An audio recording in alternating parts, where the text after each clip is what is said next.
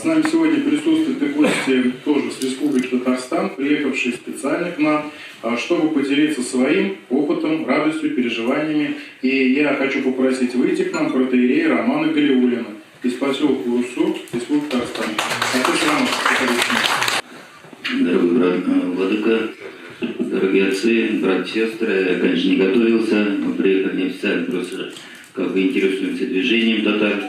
Вот, 3 священника приехали из мусульманской среды, где мы выросли сами.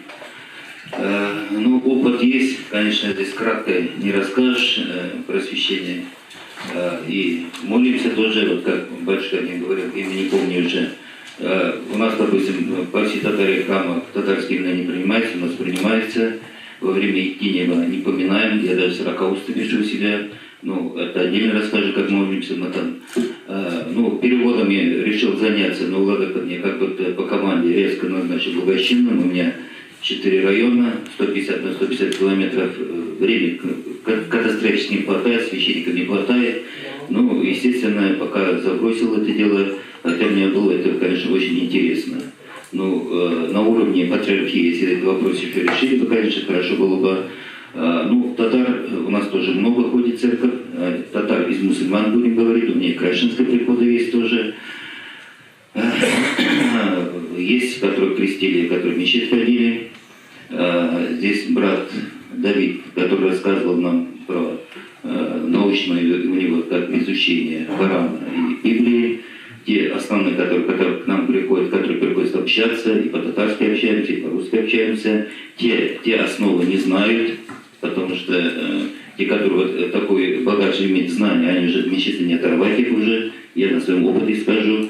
Много обращается за помощью, помогаем, общаемся, потом, само собой, опять же, возвращается к нам креститься, если такой опыт есть, конечно, у нас.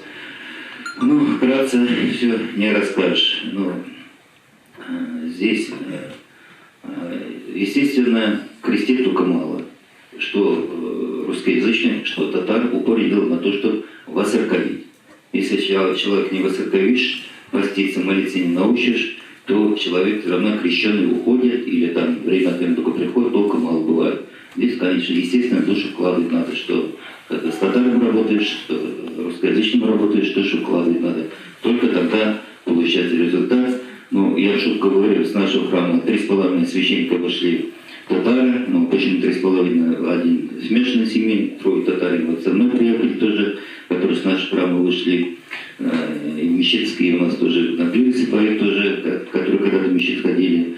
Ну, нам очень интересно, мы первый раз приехали, хотели бы, конечно, поддерживать с вами, все вместе как бы, молиться вместе, держаться вместе, ну, миссионерскую работу продолжать. Помоги Бог всем нам.